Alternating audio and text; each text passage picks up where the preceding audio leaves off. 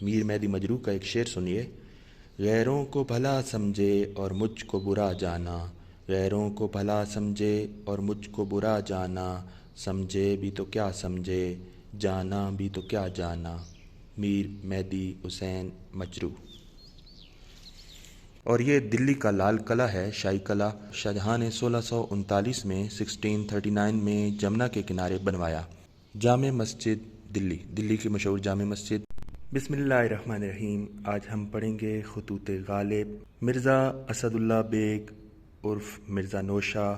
ان کی خطابات ہیں نجم الدولہ، دبیر الملک، نظام گنج، اور تخلص شروع میں اسد اختیار کیا اور بعد میں غالب۔ مرزا غالب جو اردو شعر و نثر میں ابھی تک غالب ہیں۔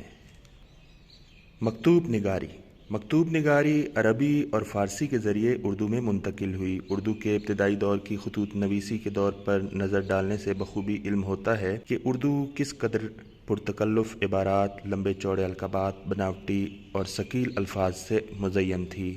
یعنی بہت لمبے چوڑے القابات استعمال کیے جاتے تھے، بہت بوجھل قسم کے الفاظ، مشکل تراکیب کا استعمال ہوتا تھا۔ لیکن سب سے پہلے مرزا غالب نے فرسودہ اور پرانے طرز آداب و القاب سے گریز کیا، اور یہ مشق میں سوال بھی ہے۔ غالب کے خطوط کی خصوصیات کیا ہیں؟ مکالماتی انداز، انہوں نے فرسودہ اور پرانے القاب و آداب سے گریز کیا، مختصر القاب و آداب کا استعمال کیا، سیدھی سادی زبان میں مکتوب الیہ کو خطاب کیا۔ مکتوب الیہ کہتے ہیں جسے خط لکھا جائے۔ تو غالب نے مراسلے کو مکالمہ بنا دیا، خط کو مکالمہ بنا دیا۔ غالب کی طبیعت شگفتہ، تر و تازہ اور ہمہ جہت تھی، یعنی تمام پہلوؤں کا احاطہ کرنے والی تھی۔ ان کی تحریریں فنی اور لسانی اعتبار سے بلند درجہ اختیار کرتے ہوئے ادب عالیہ کا حصہ بن گئیں۔ غالب کے بعد سر سید محسن الملک، حالی ابوالکلام آزاد، شبلی نعمانی، اکبر الہ آبادی، علامہ اقبال، پطرس بخاری، رشید احمد صدیقی اور مولوی عبدالحق کے خطوط بھی ادبی دنیا میں اہمیت کے حامل ہیں۔ علامہ اقبال کے خطوط بھی ان کی شاعری کی طرح اہم ہیں۔ اقبال کے خطوط میں اس عہد کے سیاسی و سماجی حالات کے ساتھ ادبی مشاغل کی تفصیل ملتی ہے۔ غالب کا پہلا خط دیکھتے ہیں۔ غالب نے یہ خط مرزا حاتم علی بیگ مہر کے نام تحریر کیا ہے، جو غالب کے دوست تھے۔ مرزا حاتم علی بیگ مہر۔ غالب نے خط کی ابتدا میں انتہائی مختصر القاب و آداب کا استعمال کیا ہے۔ کہتے ہیں میں نے وہ انداز تحریر ایجاد کیا ہے کہ مراسلہ کو بھی مکالمہ بنا دیا ہے، یعنی خط کو میں نے مکالماتی انداز دے دیا ہے۔ ہزار کوس سے بزبان قلم باتیں کیا کرو، ہجر میں وصال کے مزے لیا کرو، کیا تم نے مجھ سے بات نہ کرنے کی قسم کھائی ہے، اتنا تو کہو کیا بات تمہارے جی میں آئی ہے۔ غالب کی نثر بہت خوبصورت نثر ہے اور انہوں نے مکفہ نثر کا استعمال کیا ہے، اور مشق میں سوال ہے کہ مکفہ جملے تلاش کریں۔ تو مکفہ یہ نثر ہے۔ مکفہ نثر کسے کہتے ہیں؟ نثر کی ایک قسم ہوتی ہے جس میں فکروں کے آخری الفاظ ہم کافیہ ہوتے ہیں، ایسی عبارت جس میں کافیے موجود ہوں مکفہ نثر کہلاتی ہے۔ تو یہ مکفہ نثر کی مثال ہے غالب کی نثر، اور ابتدا میں انہوں نے مکفہ نثر کا استعمال کیا ہے۔ باتیں کیا کرو اور ہجر میں وصال کے مزے لیا کرو، قسم کھائی ہے، کیا بات تمہارے جی میں آئی ہے۔ بڑے بے تکلفانہ انداز میں اپنے دوست سے مخاطب ہیں۔ کوس کے معنی کیا ہیں؟ کوس 2 میل کے برابر ہوتا ہے اور بعض کے نزدیک 4 یا 3 ہزار گز کے برابر ہوتا ہے۔ ہجر کے معنی جدائی ہیں، وصال کے معنی ملاقات کے ہیں، ملن کے ہیں، اور ہجر اور وصال متضاد الفاظ ہیں۔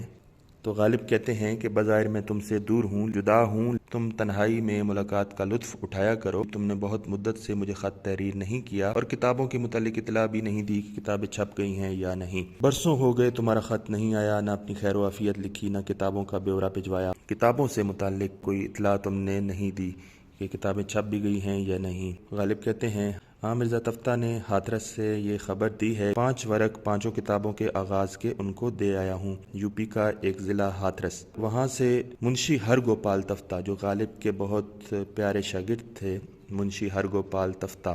منشی ہرگوپال تفتہ غالب کے چہیتے دوست نما شاگرد، اردو اور فارسی کے شاعر تھے۔ فارسی میں غالب اور اردو میں مومن کے شاگرد تھے۔ غالب نے سب سے زیادہ خط ہرگوپال تفتہ کے نام لکھے۔ انہوں نے یہ اطلاع بھجوائی ہے کہ 5 ورق 5 کتابوں کے آغاز کے ان کو دے آیا ہوں، یعنی سر ورق، ٹائٹل پیج، اور انہوں نے سیاہ قلم کی لوحوں کی تیاری بھی کر لی ہے۔ لوحوں سے مراد ہے تختیاں۔ لوح کہتے ہیں سر ورق یا ٹائٹل۔ टाइटल पेज को। सुनहरी लौ या तख्ती जिस पर सोने का काम बना हुआ हो, अमूमन किताब का वो सर वर्क होता है जो तिलाई नक्श निगार से मुज़य्यन हो। लौ नवीस कहते हैं किताबों के सर वर्क बनाने वाला, लौह साज, नक्काश, टाइटल बनाने वाला। तो ये भी एक बाकायदा फ़न था। जो टाइटल पेजेस तैयार करता था उसे लौ नवीस कहा जाता था, किताबों के सर वर्क बनाने वाला। तो गालिब यही बात कर रहे हैं। स्याह रोशनाई से उन्होंने मुझे बताया है कि 5 सर वर्क तैयार हो गए हैं, और तुमने मुझे खबर दी है कि 2 किताबों की तिलाई लौ मुरतब हो गई है। 2 किताबों के टाइटल पेजेस, सुनहरी वर्क, सर वर्क, सुनहरी लौ या तख्ती वो तैयार हो चुके हैं। फिर अब इन 2 किताबों की जिल्दें बन जाने की क्या खबर है, और इन 5 किताबों के तैयार होने में दिरंग किस कदर है, देर किस कदर है। मोहतरम मतबा का ख़त परसों आया था। वो लिखते हैं कि तुम्हारी 40 किताबें बाद में नहाई लेने 7 जिल्दों के इसी हफ्ते तुम्हारे पास पहुंच जाएंगी। मोहतरम मतबा किसे कहते हैं? किताबों की प्रिंटिंग का इंतज़ाम करने वाला, किताबों की इशात का इंतज़ाम करने वाला।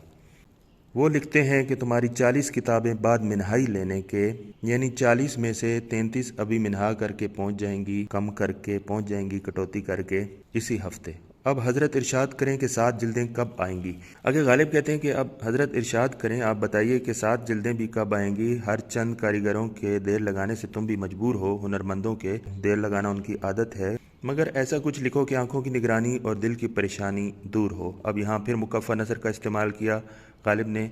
निगरानी, परेशानी, खुदा करे इन 33 जिल्दों के साथ या 2-3 रोज़ के आगे पीछे ये 7 जिल्दें आपकी इनायती भी आएँ, और ये 33 जिल्दें तो पहुँच जाएंगी, और 7 जिल्दें भी आप मेहरबानी फरमाएंगे आपकी इनायत से मुझ तक पहुँच जाएंगी।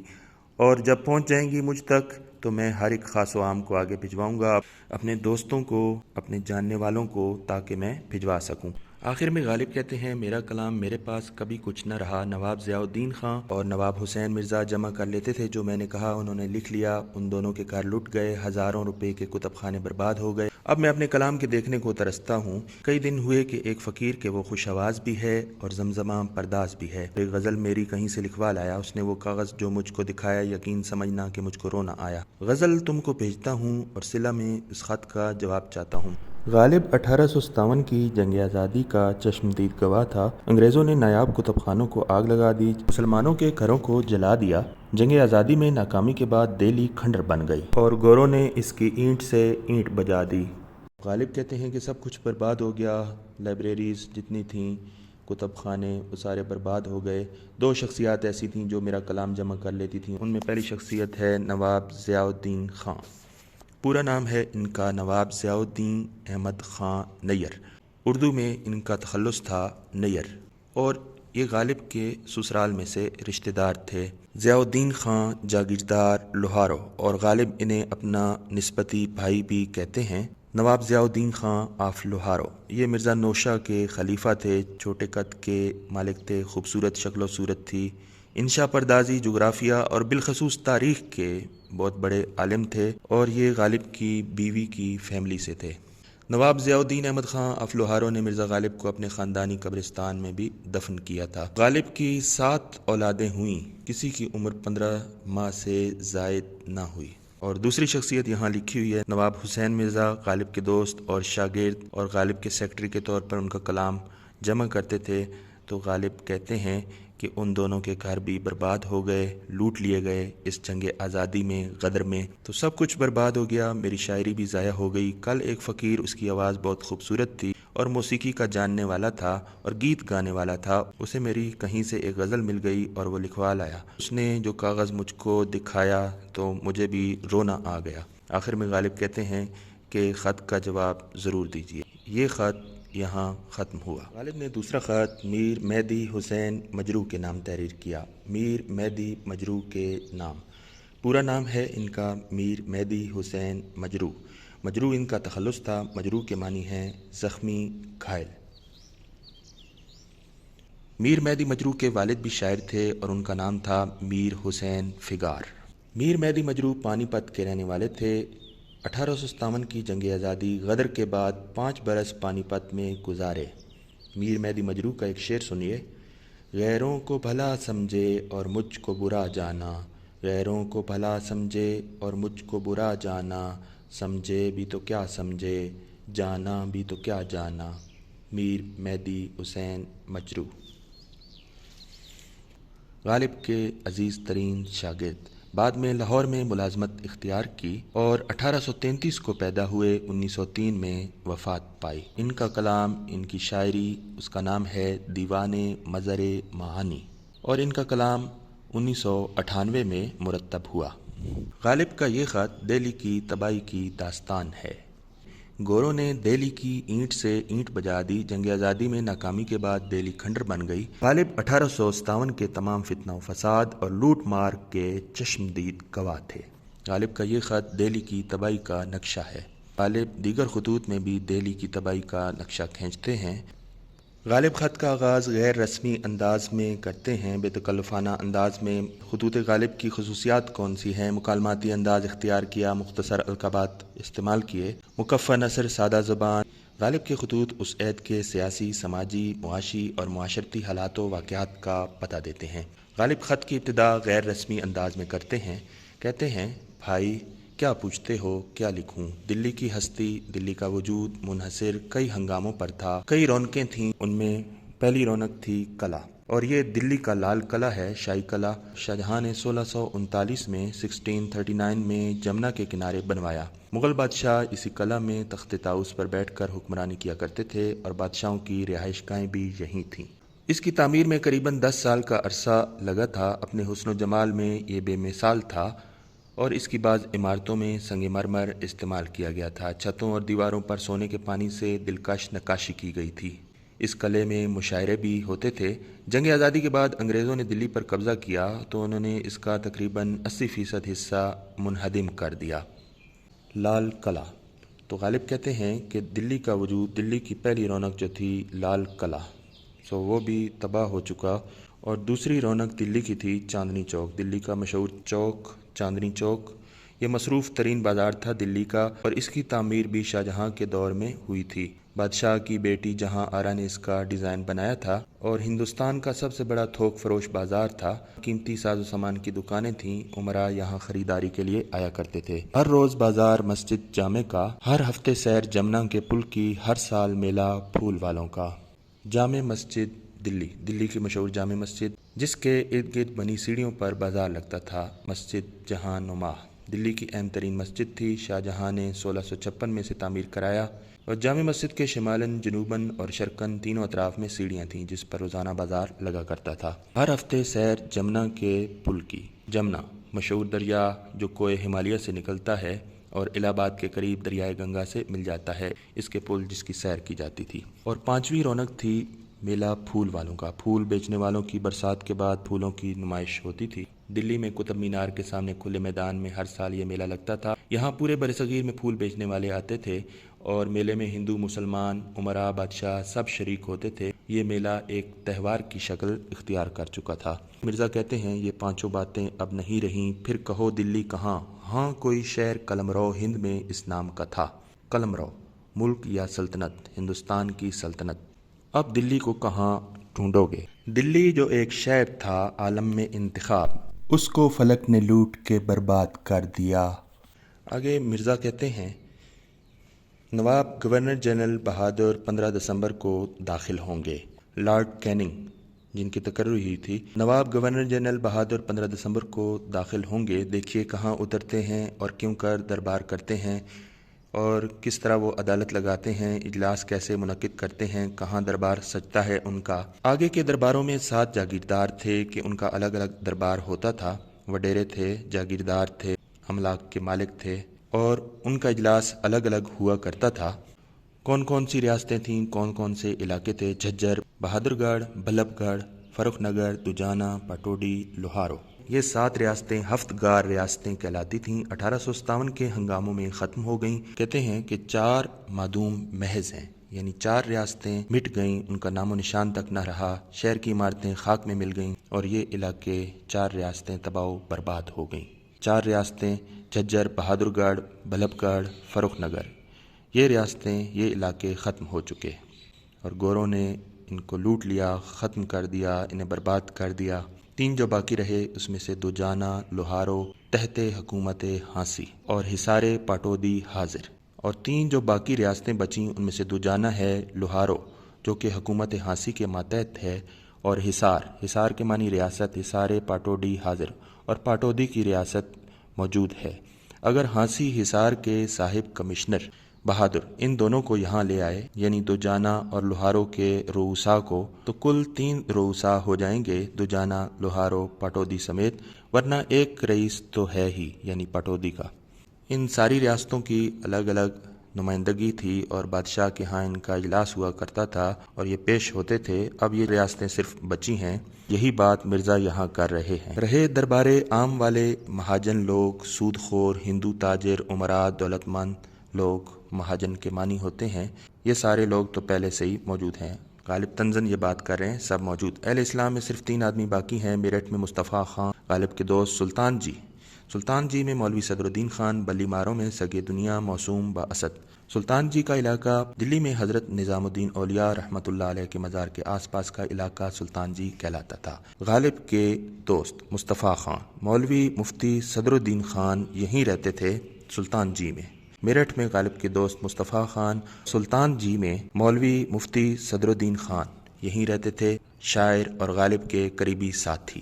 اور تیسرے نمبر پہ غالب کہتے ہیں بلی ماروں میں سگے دنیا کا کتا، ان کے ساری کے ساتھ کہہ رہے ہیں دنیا کو چاہنے والا، موسوم با اسد، جو اسد کے نام سے شہرت رکھتا ہے۔ بلی ماروں میں، بلی بھاری لکڑی کو کہا جاتا ہے۔ بلی ماراں کا محلہ غالب کا محلہ، دلی کا ایک محلہ تھا جس میں غالب رہائش پذیر تھے۔ بلی ماروں میں سگے دنیا کا چاہنے والا، جو اسد کے نام سے شہرت رکھتا ہے، غالب۔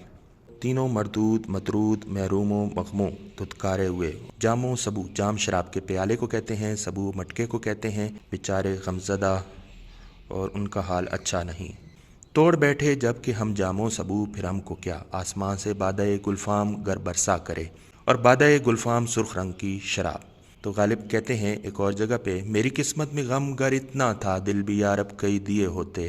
غالب کہتے ہیں توڑ بیٹھے جب کہ ہم جاموں سبو، پھر ہم کو کیا، جب سب کچھ ہی ختم ہو گیا، شراب کا پیالہ بھی ٹوٹ گیا، مال و متاع سب کچھ ہم گوا بیٹھے، آسمان سے بادۂ گلفام سرخ رنگ کی اب شراب بھی برسے، تو حالات کیسے ہی کیوں نہ ہو جائیں، حالات کتنے ہی ناگفتبے کیوں نہ ہو جائیں، مجھے اس کی پرواہ نہیں۔ غالب کہتے ہیں تم آتے ہو چلے آؤ، جانثار خان کے چھتے کی سڑک، خان چند کے کوچے کی سڑک دیکھ جاؤ، بلاکی بیگم کے کوچے کا ڈہنا، جامع مسجد کے گیٹ 70 گز گول میدان نکلنا سن جاؤ۔ غالب افسردہ دل کو دیکھ جاؤ، چلے جاؤ، مجتہد العصر میر سرفراز حسین کو دعا، حکیم الملک حکیم میر اشرف علی کو دعا، قطب الملک میر نصیر الدین کو دعا، یوسف ہند میر افضل علی کو دعا۔ غالب کہتے ہیں میر مہدی مجروح کو کہ تم اس برباد شہر کو پھر بھی دیکھنا چاہتے ہو تو آ جاؤ۔ مختلف جگہوں کے غالب نے یہاں نام لیے ہیں، جانثار خان کے چھتے کی سڑک، خان چند کے کوچے کی سڑک، بلاکی بیگم کے کوچے کا ڈہنا، منہدم ہو جانا، سب کچھ کھنڈر بن گیا، جامع مسجد دلی کے ارد گرد 70 گز تک زمین سب ویران ہو گئی، اور غالب افسردہ دل، رنجیدہ، غمگین، اس کو بھی دیکھتے جاؤ۔ مجتہد العصر میر سرفراز حسین۔ اس خط میں میر مہدی کے 2 بھائیوں کا ذکر آیا ہے، میر سرفراز حسین اور میر افضل علی عرف میرن، یہ دونوں میر مہدی مجروح کے بھائی تھے۔ تو غالب کہتے ہیں مجتہد العصر، زمانے کا مجتہد۔ مجتہد کسے کہتے ہیں؟ اجتہادی فکر رکھنے والا اور زمانے میں اجتہاد کرنے والا۔ اجتہاد کسے کہتے ہیں؟ قرآن و سنت اور اجماع کی روشنی میں شرعی احکام اور قوانین کی تشکیل۔ میر سرفراز حسین میر مہدی کے بھائی، وہ بھی پانی پت میں تھے، مذہبی علوم میں دلچسپی رکھتے تھے، اس لیے غالب ان کو کہتے ہیں مجتہد العصر۔ اور حکیم الملک حکیم میر اشرف علی کو دعا، میر مہدی کے قریبی ساتھی تھے۔ قطب الملک میر نصیر الدین، یہ بھی غالب کے دوست تھے، اور غالب ان کو قطب الملک، ہندوستان کے قطب کہہ رہے ہیں انہیں۔ اور یوسف ہند، بہت خوبصورت، میر افضل علی عرف میرن، یہ بھی میر مہدی کے بھائی تھے، اور غالب پیار سے انہیں میرن کہا کرتے تھے۔ ان کو دعا۔ یہ خط تحریر ہوا 2 دسمبر 1859 کو۔ یہ خط یہاں ختم ہوا۔ پہلا سوال دیکھیے، غالب نے مراسلہ کو مکالمہ کیسے بنایا؟ انہوں نے پہلی بار مکالماتی انداز اختیار کیا، نئی طرز ایجاد کی۔ غالب اپنے کلام کو کیوں ترستا ہے؟ کیونکہ سب کچھ برباد ہو گیا، کتب خانے برباد ہو گئے۔ تیسرا سوال ہے کہ غالب کے خطوط میں اکثر 1857 کی جنگ آزادی سے پیدا شدہ صورتحال کا ذکر ملتا ہے۔ خطوط غالب کی خصوصیات: مکالماتی انداز، مختصر القابات، مکفّہ نثر، سادہ زبان استعمال کی۔ غالب کے خطوط اس عہد کے سیاسی، سماجی، معاشی اور معاشرتی حالات و واقعات کا پتہ دیتے ہیں۔ مکفّہ جملے تلاش کر کے لکھیے۔ آنکھوں کی نگرانی، دل کی پریشانی، بزبان قلم باتیں کیا کرو، ہجر میں وصال کے مزے لیا کرو۔ فرسٹ ایئر میں خط بھی آئے گا، اس کا پیٹرن بھی آپ کو پتہ ہونا چاہیے۔ تو آج ہم نے غالب کے 2 خطوط پڑھے، یہ دونوں خطوط ہم نے مکمل پڑھ لیے۔ بہت شکریہ۔